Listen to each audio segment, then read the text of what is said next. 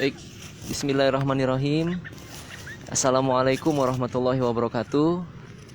Selamat sore, sahabat Beruang Madu Institut dimanapun berada. Pada sore hari ini kita kembali akan melanjutkan atau melaksanakan program rutin Bincang Santai yang insya Allah pada sore hari ini tema kita adalah tentang ekonomi. Sebelum itu saya ingin menyampaikan bahwa pandemi belum berakhir dan kita masih tetap diminta untuk melaksanakan dan mematuhi protokol kesehatan dimanapun berada, yaitu dengan menggunakan masker, tetap menjaga jarak, dan tentunya selalu mencuci tangan dengan sabun. Dan tentunya protokol ini ketika kita laksanakan dengan baik, insya Allah mudah-mudahan virus corona akan jauh dari kita semuanya. Dan mudah-mudahan kita selalu sehat, juga keluarga kita. Amin ya robbal alamin. Sahabat Beruang Madu Institute yang berbahagia, pada sore hari ini kita akan membicarakan tema ekonomi dan kita sudah dibersamai oleh narasumber kita pada sore hari ini, yaitu Ibu Lisa Umami. Saya akan mengajak bergabung beliau terlebih dahulu.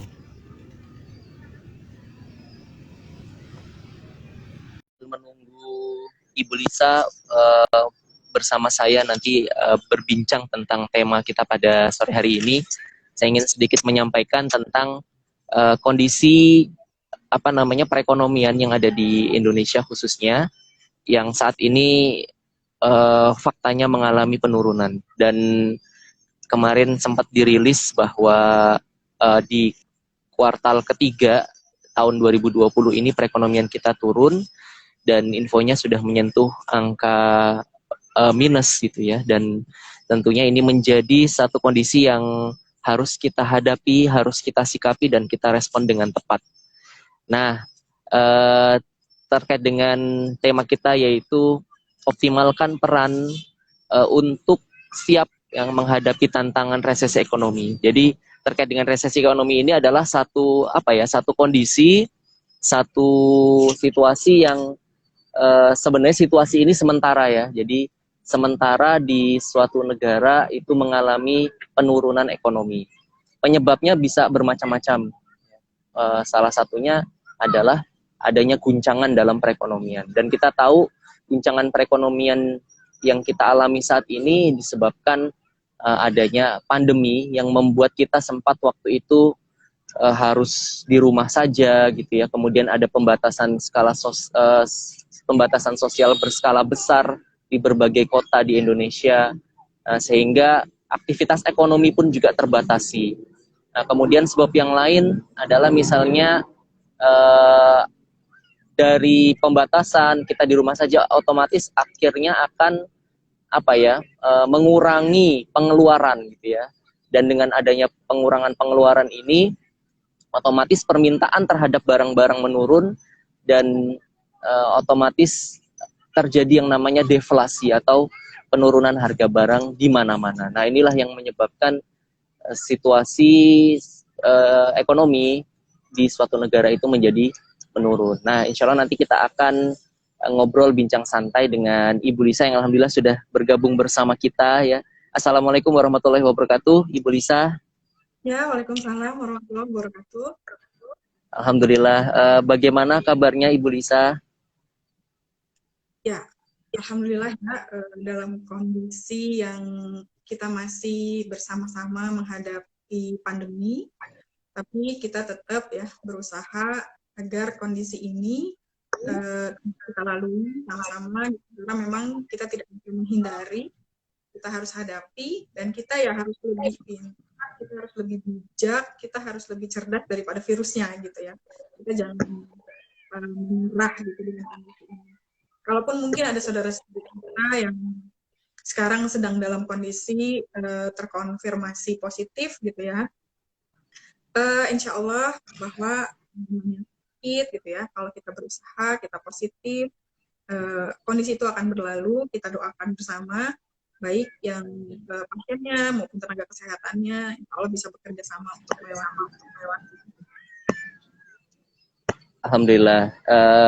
Ibu Lisa, saya mohon izin memperkenalkan terlebih dahulu nih narasumber kita pada sore hari ini, pemirsa sekalian.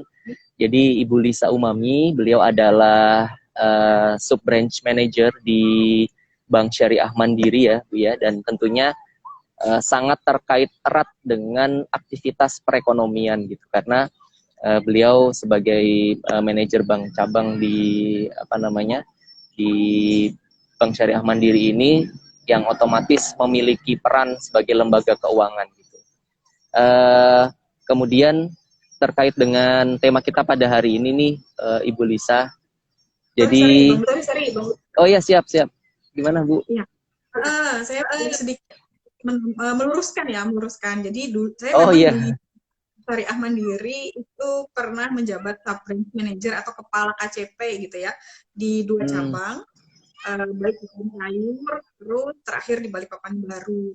Nah, di tahun ini saya barusan aja itu sekarang diamanahkan ya pindah di struktur area.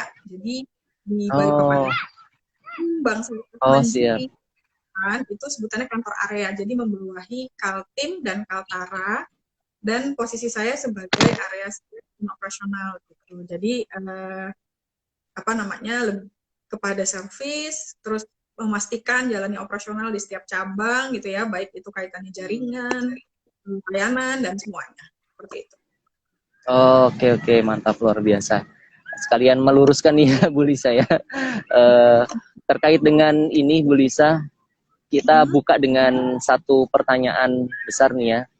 Tadi di awal kita bercerita tentang resesi ekonomi yang sudah mempengaruhi segala aspek kehidupan kita, dan tentunya kita perlu bersikap gitu dan memberikan respon. Nah, sebagai praktisi keuangan yang artinya Ibu selama ini melihat gitu kan ya, nasabah baik itu debitur maupun kreditur yang memberi istilahnya itu memberi peranan gitu ya.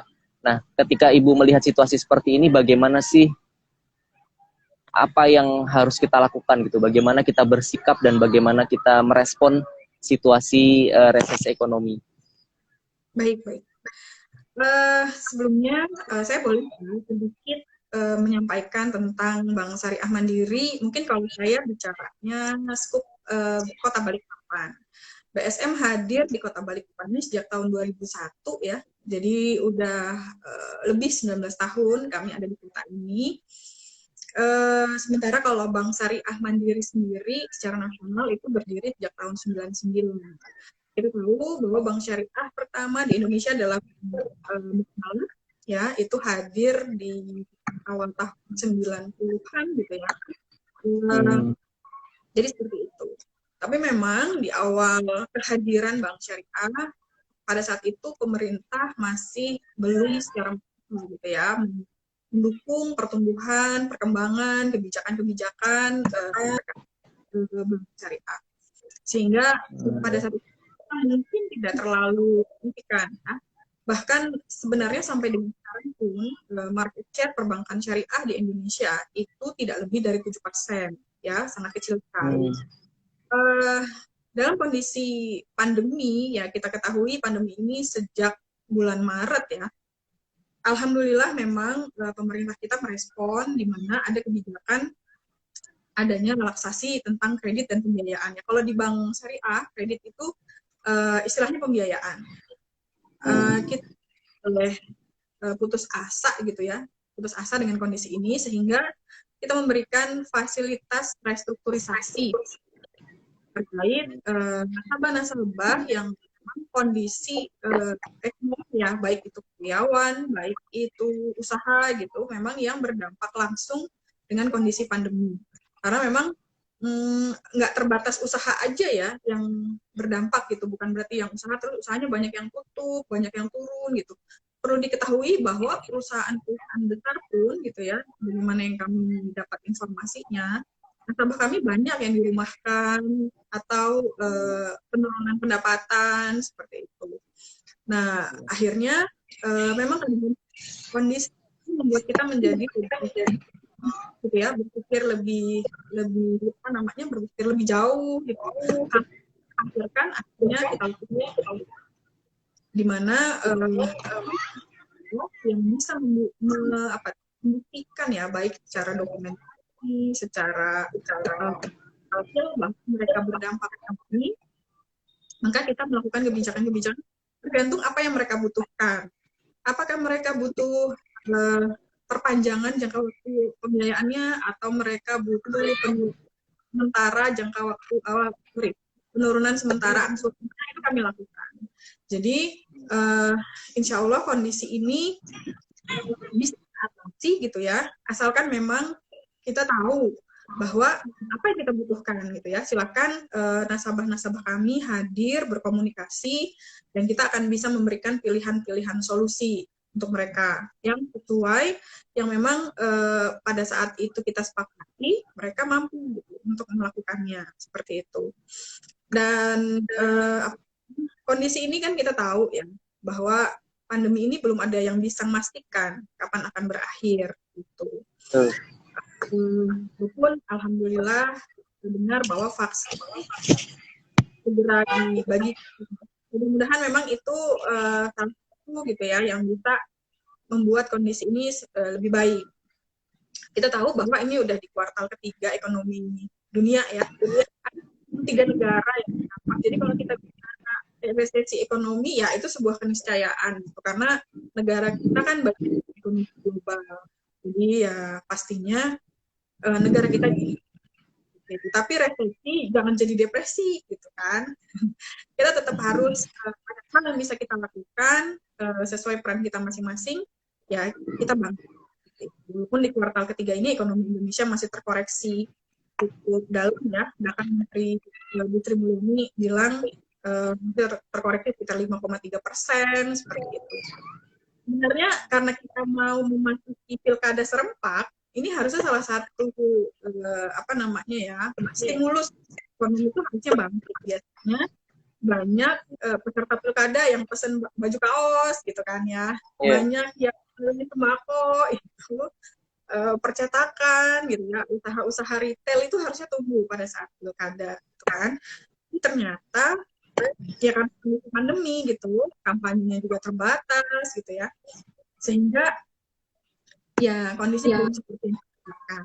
Tapi bukan berarti apa namanya, kita harus depresi tadi. Jadi resesi jangan mengakibatkan depresi, seperti itu. Ya, Bang Dodo. Oke. Siap. Oke, memang dalam kondisi seperti ini akhirnya banyak sekali dampak yang terjadi. Misalnya semakin banyaknya ini apa namanya saudara-saudara kita yang harus di PHK gitu ya, ada pengangguran meningkat, sehingga menjadikan situasi ekonomi kita ini semakin memprihatinkan gitu. Nah tentunya dengan kondisi seperti ini berarti kita perlu mendorong ya Bu Lisa untuk menggerakkan sektor ekonomi yang sangat-sangat strategis gitu, khususnya di kalangan rakyat gitu kan ya, yaitu usaha mikro, kecil, dan menengah.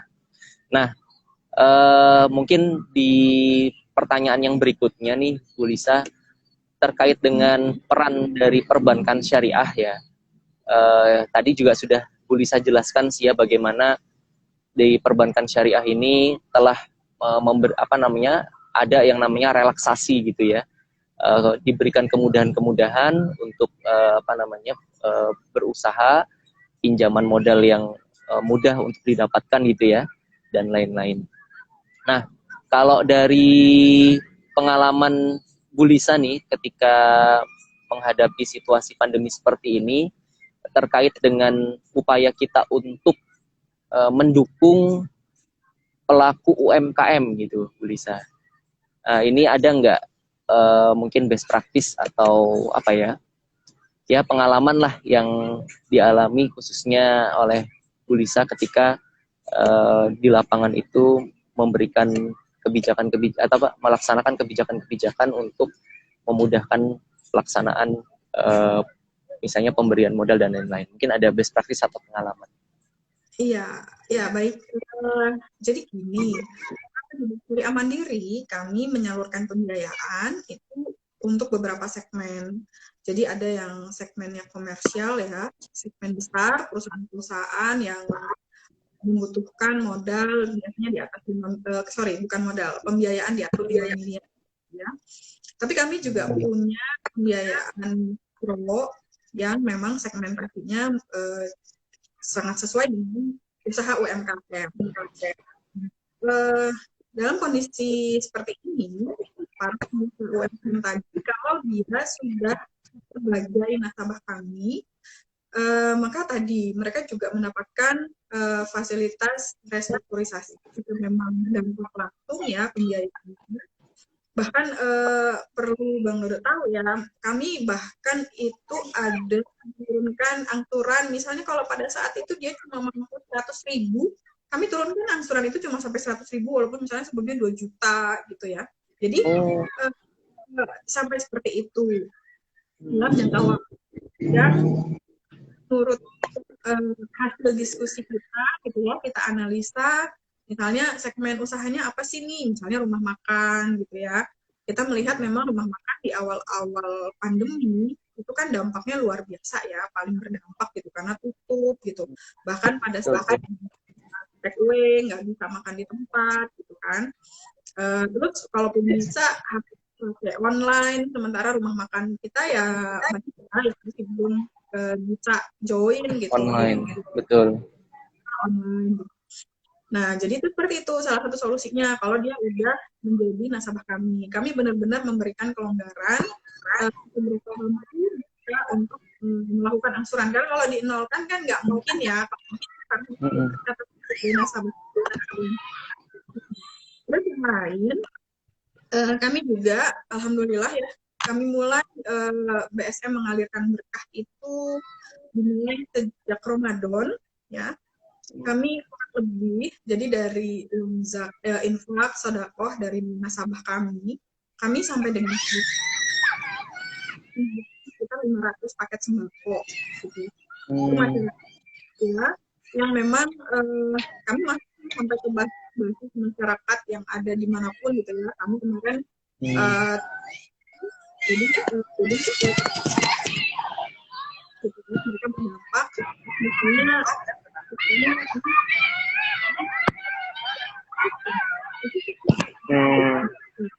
ya, angkalan audit itu udah sepi gitu ya. Mereka udah kami punya program-program yang langsung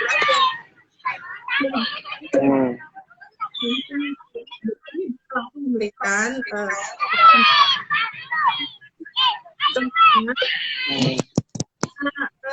pastinya udah punya kan. Jadi dia perlu aja untuk menjadi partner kami. Jadi mereka mereka hanya mendapatkan insentif.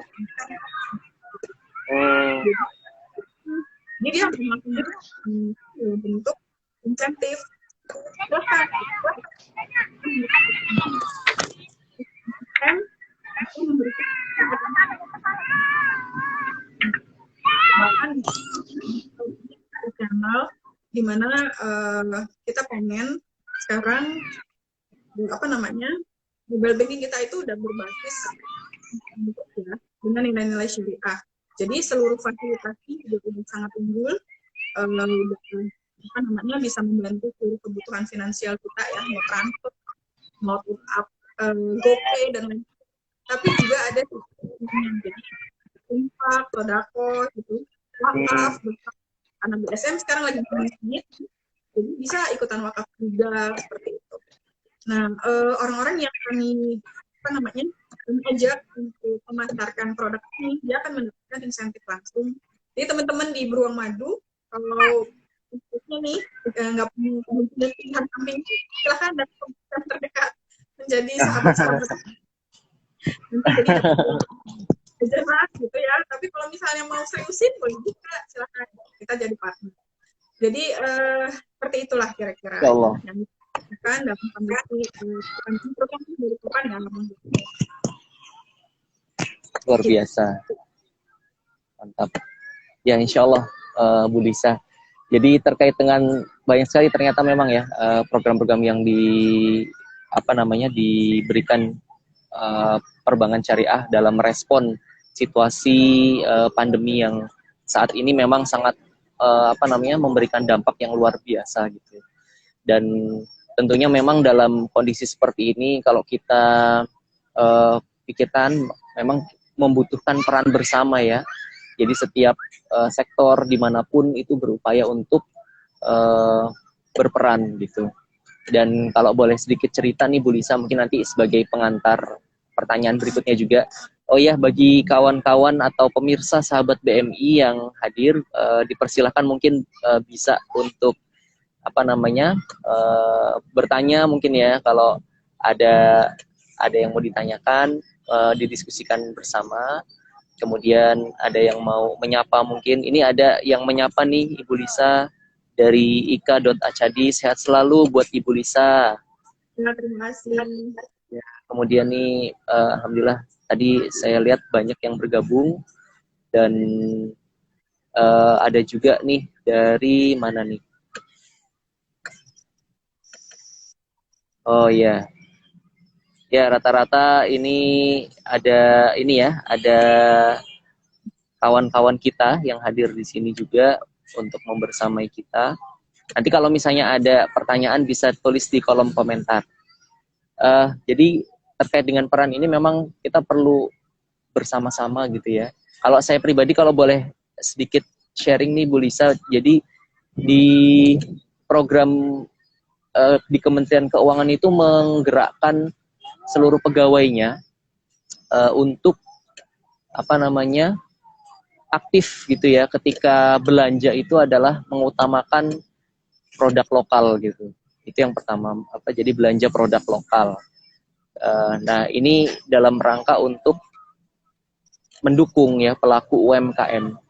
Nah, tentunya program ini diupayakan dan memang harus dibuktikan gitu Bu Lisa. Jadi kami itu diminta untuk belanja gitu ya, kemudian dokumentasinya mana, terus diupload gitu. Wah, jadi dan ini pun juga menjadi motivasi lah bagi kita untuk turut berpartisipasi gitu ya, menggerakkan atau membangkitkan perekonomian kita. Di sisi lain mungkin kita juga butuh ya untuk meningkatkan imun kesehatan kita kan. Nah, tapi di sisi lain kita juga berusaha sekaligus untuk meningkatkan perekonomian supaya Indonesia tetap kuat gitu. Nah, Bu Lisa, jadi terkait dengan tema kita pada sore hari ini, insya Allah nanti akan berlanjut ya. Nanti Beruang Madu Institute insya Allah akan mengadakan kajian lagi pekan depan. Kajiannya webinar, insya Allah nanti mudah-mudahan Ibu Lisa juga bisa bergabung lagi bersama kita dan menyampaikan opini-opininya dan mungkin juga bisa saling berdiskusi di situ ya. Nah, terkait dengan pertanyaan yang ketiga nih Bu Lisa, terakhir ya, mungkin yang pertanyaan terakhir saya adalah kira-kira bagaimana sih atau tips-tips apa yang mungkin Ibu Lisa bisa sharing kepada kita sehingga kita bisa merespon kondisi seperti ini dengan tepat ya. Ya mungkin sekaligus sebagai closing statement diskusi kita pada sore hari ini. Sekaligus mungkin nanti kalau ada pemirsa yang bertanya nanti kita juga cek. Silakan Bu Lisa. Ya baik, Bang Dodo. Sebelumnya terima kasih ya kalau memang ada kelanjutan dari tema sore ini. Insya Allah kami dari Bank Syariah Mandiri selalu siap ya untuk mendukung apapun bentuknya gitu ya, selama itu kebaikan gitu ya, dan memang informasi-informasi terkait syariah kita pasti siap.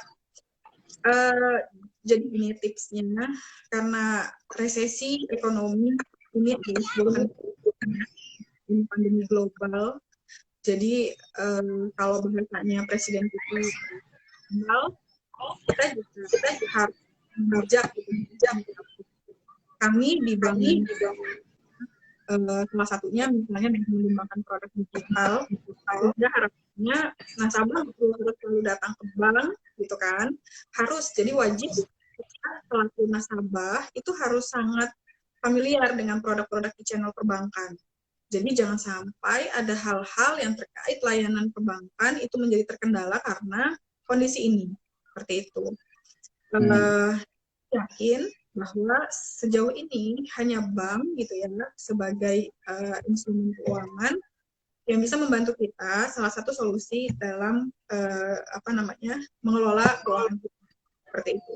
Jadi segera ya kita nasabah bank syariah mandiri gitu ya, jangan sampai channel kita nggak ada. Kita punya banking, kita punya mobile banking, kita punya internet banking yang setiap hari kami selalu berusaha gitu ya, bahkan setiap hari kalau kami bilang kami selalu banyak memberikan informasi-informasi fitur-fitur terbaru.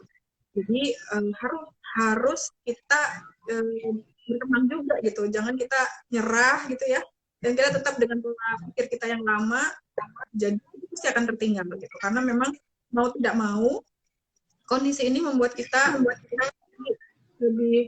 lebih cepat gitu ya mengikuti perkembangan, dan kita harus selalu merasa di zona nyaman ya, yang baru antipati gitu ya, nggak boleh ya seperti itu, belajar dan terus belajar, kenali gitu kita dan cari solusi gitu, karena pandemi ini nggak ada yang tahu gitu bakal kapan. Dan kami pun di Bank Syariah kita tahu ya, kalau kan di keuangan ya. Iya. Itu sekarang oleh pemerintah juga sudah sangat pemerintah kita sudah sangat mendukung ya proses perkembangan perbankan syariah, di mana PNS Kementerian. Iya. Apakah sudah siap sudah Bu, sebelum pandemi sih. Kita tahu bahwa ada peraturan Presiden nomor 28 ya tahun 2020 tentang Komite Nasional Ekonomi dan Keuangan Syariah. Jadi dalam hal itu pengembangan keuangan syariah ini kita yakin bahwa ke depan kita akan lebih cepat, kita akan lebih maju. Salah satunya mungkin kalau nasabah-nasabah bank syariah udah tahu ya, kami mau di merger, ada 3 bank syariah yang sedang dalam persiapan. Tapi jangan panik, insya Allah nggak ada masalah, karena justru ini akan membawa perbankan syariah di Indonesia akan semakin lebih besar, bahkan kami yakin kami bisa bersaing secara internasional gitu ya. Mantap. Jadi insya Allah seperti itu. Jadi kalau kalau komunitas-komunitas seperti Madiun itu, yakin bahwa perkembangan itu memang ada gitu. Jadi tadi kita mau berada di sini, tapi kita cuma jadi penonton gitu ya. Semoga kita menjadi orang-orang yang kita yakin bahwa ekonomi nasional kita ini akan bangkit, walaupun ada pemilihan presiden Amerika ya. Iya. betul. Tapi kita akan bicara ekonomi mikro kita lagi Indonesia, insya Allah kita yakin kita bisa melewati ini, walaupun ada lagi kemungkinan pandemi baru, ada El Nino juga ya, kita sedang bersiap-siap menghadapi itu. Tapi itu kita sedang resesi, kita diskusi, lakukan cari solusi dari setiap keadaan sesuai apa yang kita butuhkan ya. Kita kan nggak bisa maksain juga. Kalau dia ibu rumah tangga gitu ya, itu tadi mungkin ibu rumah tangga tuh paling susah keluar rumah pasti gitu ya. Ya udahlah gitu, produk e-channel bank itu sudah wajib dia punya dan dia familiar gitu dengan produk itu ya, jangan sampai ditinggalin. Terus yang lain tetap protokol kesehatannya jangan pernah dilupakan. Kita nggak pernah bisa menghindar dari virus ini, tapi tadi kita jangan kalah pinter, jangan kalah berani, jangan kalah cerdas sama virusnya gitu. Jadi bukan kitanya yang menepi ya, kita harapannya virusnya yang menepi gitu kalau lihat kita, dan kitanya menjadi teman-teman gitu ya, melakukan. Insya Allah kita yakin bersama kita bisa hadapi seperti itu. Siap, mantap sekali tips-tipsnya ya dari Bu Lisa untuk kita semua, dan ini tadi salah satu masukan yang berharga sekali buat kita semua, yaitu kita terus belajar dengan kondisi seperti sekarang. Kita tidak boleh menyerah, apalagi sekarang semua serba online, kita harus cerdas ya secara digital gitu ya Bu Lisa ya. Kemudian juga tetap mengikuti protokol kesehatan. Nah, terkait dengan pertanyaan dari pemirsa, ini ada dari akun Wahyu Junaidi 11. Ibu Lisa, saya sempat baca kalau masyarakat pada menahan uangnya di bank saat ini karena pandemi. Apakah benar begitu, Bu? Mungkin bisa di-share dari data yang dimiliki BSM atau Ibu Lisa mungkin di sini ya. Terima kasih. Ini Ya, pertanyaan baik. pertama, nanti ada pertanyaan kedua nih, Bu. Oh, Silakan Bu Lisa. Jadi kalau saya bicaranya untuk BSM kali ya. Jadi memang kondisi sekarang itu membuat orang sedang berjaga-jaga gitu ya. Karena semuanya belum pasti gitu, nggak menentu. Banyak orang yang dalam kondisi menengah ke atas ya, mereka yang memiliki dana lebih sebenarnya untuk melakukan investasi, belanja, liburan gitu ya, liburan gitu kan. Tapi ya mereka masih bertahan gitu. Dananya sementara disimpan dulu nih, entah itu ada di bank gitu ya, deposito, tabungan, atau bahkan mungkin ada dalam bentuk Bunda Mulia gitu, atau ada yang dalam bentuk reksadana gitu. Banyak lah instrumen keuangan yang memang bisa dijadikan alternatif bagi mereka yang memiliki dana di luar kebutuhan pokoknya ya, di luar kebutuhan sehari-hari rutinnya gitu. Jadi memang tidak bisa dihindari karena ya itu tadi, kita mau liburan, mereka mau liburan juga masih takut gitu ya. Umroh aja sampai sekarang masih belum jalan gitu kan. Padahal mungkin kita bisa bayangin ya, mungkin ada orang yang selama ini umroh tiap tahun misal, atau kalau pergi umroh keluarga besar, itu lagi kan gitu. Dana ada, tapi belum ada. Jadi otomatis memang karena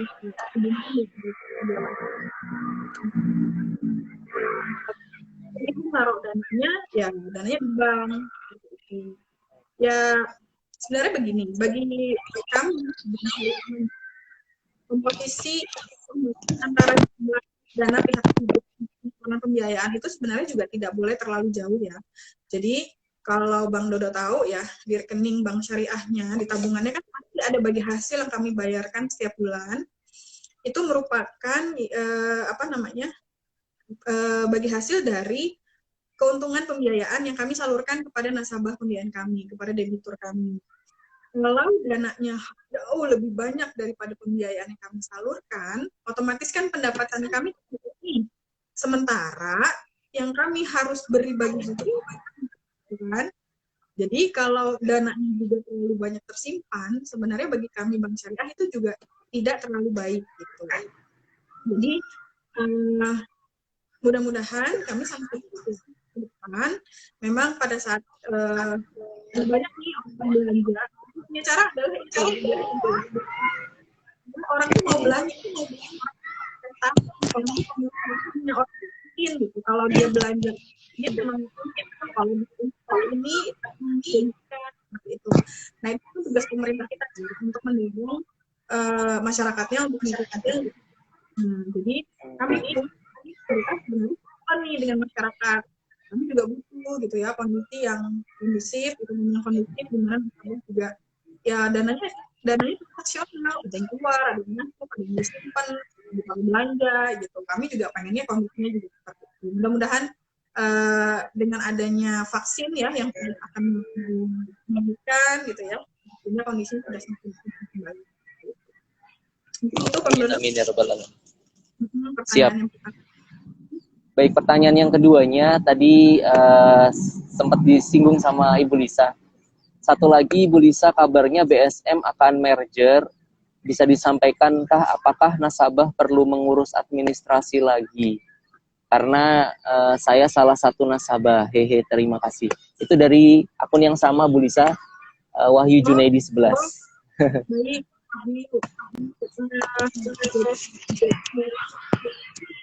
Ini adalah satu program dari Bank Syariah.